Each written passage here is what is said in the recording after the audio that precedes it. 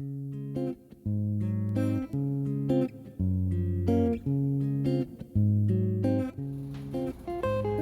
here in Collegetown Center and we're in apartment number 605. This is an angle style apartment on the 6th floor, which is the top floor of the building. Let's take a look.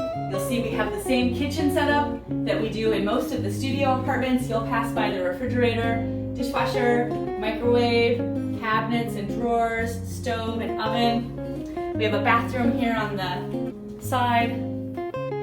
Same as in the other units.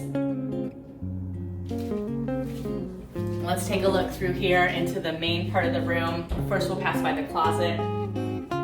This closet is nice. This is particular to this unit only, number 605. We have these extra built-in wire shelving units. So that's some extra storage space that you'll find here. Let's take a look around the room. Again, will be a furnished apartment. Dining table and chair, dresser, bookshelf, full-size bed, desk and chair. Let's go over and see the best feature of this apartment.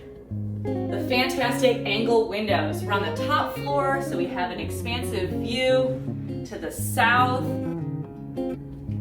This is gorgeous. We've got so much to see, the sky. We can see towards Ithaca College.